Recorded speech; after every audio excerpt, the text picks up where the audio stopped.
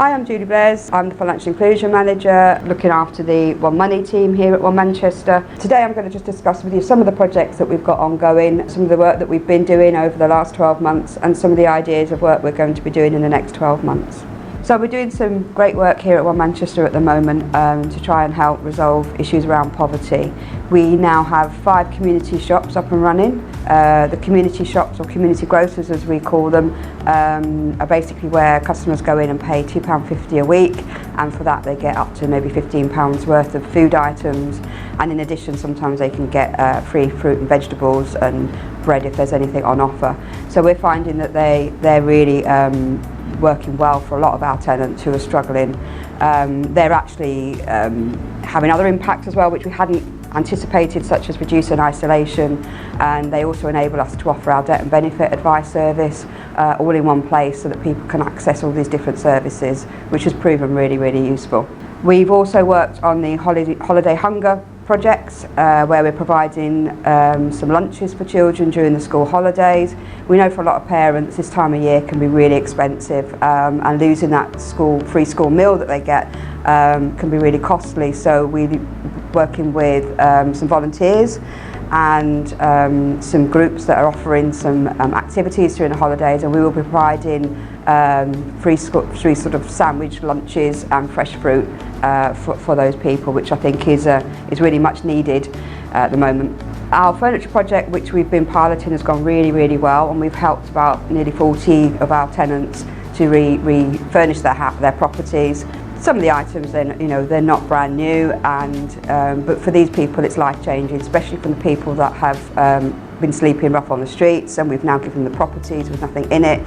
So to actually have some furnishings in it, even soft furnishings like pictures on the walls and lamps and stuff, it's really made an absolute life change for them. We're now looking at extending that project out, and we're looking to work with other organisations to expand that, so I'm really excited of how that's going to work out. We've been working with credit unions and banks to make sure that our customers are not struggling getting bank accounts, things like that. So we partnered with Lloyds, who have allowed us to be a referring agency, and basically we can get people who struggle to get identification for the bank accounts.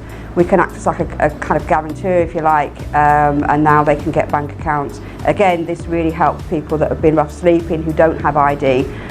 We can sort of verify that they're one of our tenants, and therefore that's ID enough to get them a bank account, which I think is going to be a fantastic piece of work going forward.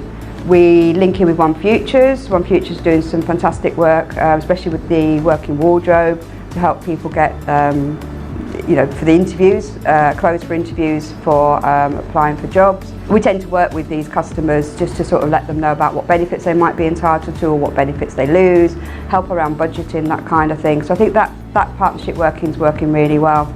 As One Manchester is a living wage employer, I think that's a really good tick for us to help with financial resilience, and I know that we make sure that any contractors that we work with are also living wage employers.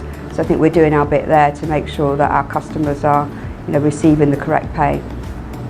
Our newest project, which I wanted to mention here, was our Beds for Kids project. Somebody Will came to me and said that, gave me a stat that said that 400,000 children across the UK didn't have their own beds, and I was quite staggered by this, to be honest. I thought that can't be right.